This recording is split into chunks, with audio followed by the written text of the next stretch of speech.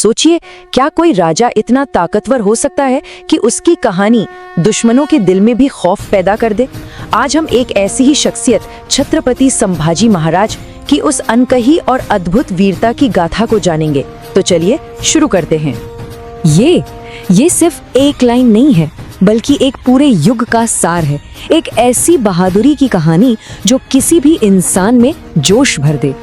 यही तो थी छत्रपति संभाजी महाराज की विरासत, और आज हम इसी विरासत को और करीब से समझेंगे।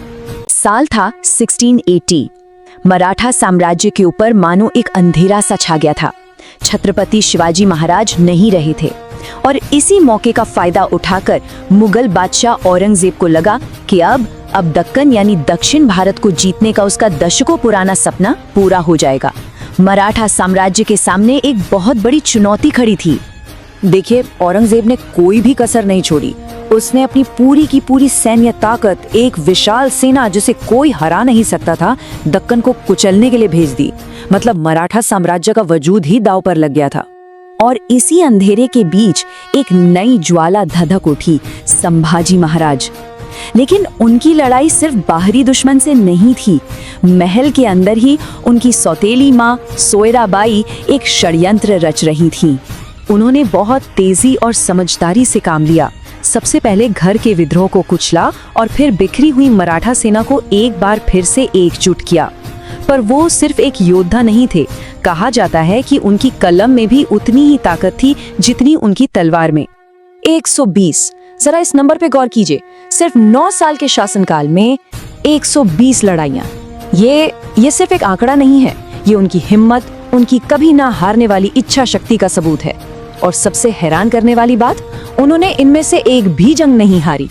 युद्ध के मैदान से बाहर भी उनका कोई मुकाबला नहीं था। सोचिए, महज 13 साल की उम्र में 13 भाषाएं जानना। उन्होंने तो संस्कृत में बुद्धभूषणम जैसा महान ग्रंथ भी लिखा। वो सच में एक ऐसे राजा थे जिनका दिमाग उनकी तलवार से भी ज्यादा तेज था। तो अब हम उस 9 साल लंबे और मुश्किल संघर्ष की बात करते हैं, जिसने इतिहास की दिशा ही बदल दी। ये एक ऐसा संघर्ष था जिसका सामना खुद मुगल बादशाह औरंगजेब से था, जो अपनी पूरी ताकत के साथ दक्कन जीतने आया था।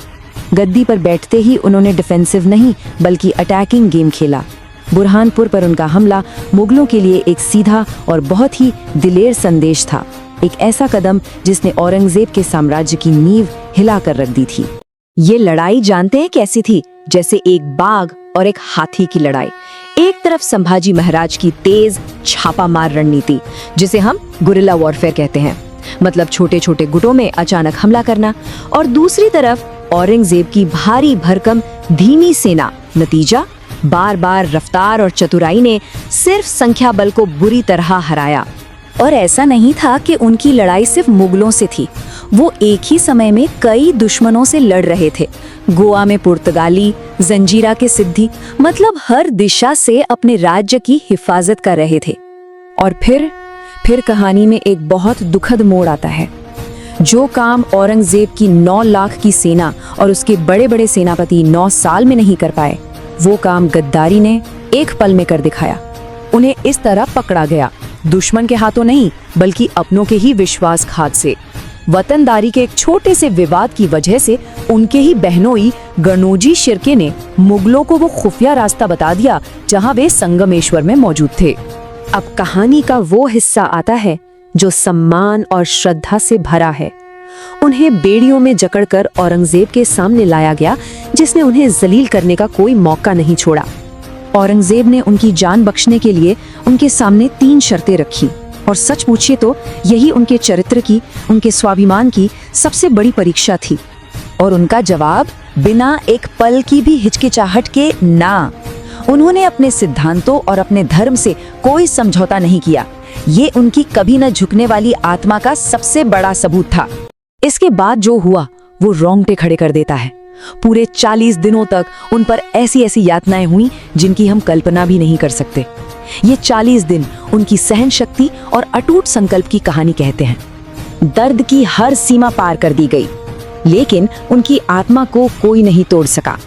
उन्होंने जिंदगी के ऊपर अपने सिद्धांतों को चुना और एक ऐसे शहीद बन गए जिन्होंने मौत को तो गले लगा लिया, पर गुलामी को नहीं। लेकिन औरंगजेब एक बात नहीं समझ पाया। वो जिसे अपनी सबसे बड़ी जीत समझ रहा था, असल में वही उसकी सबसे बड़ी हार बनने वाली थी। संभाजी महाराज की मृत्यु एक अंत नहीं थी, बल्कि मराठा साम्राज्य के लिए एक नई सुबह की शुरुआत थी। उनका बलिदान बेकार नहीं गया। इसने मराठों के दिलों में एक ऐसी आग जला दी जिसने पीढ़ियों को प्रेरणा दी। अब हर मराठा सैनिक खुद को संभाजी मानकर लड़ने लगा और यहीं से औरंगजेब के विशाल साम्राज्य के पतन की शुरुआत हुई। तो हम इस चर्चा को इसी सवाल पर खत्म करते हैं। क्या छत्रपति संभाजी महाराज जैसा बलिदान ही किसी की वीरता को हमेशा के लिए अमर बना देता है? बलिदान, विरासत और असल जीत का सही मतलब क्या है, इस पर जरूर सोचिएगा।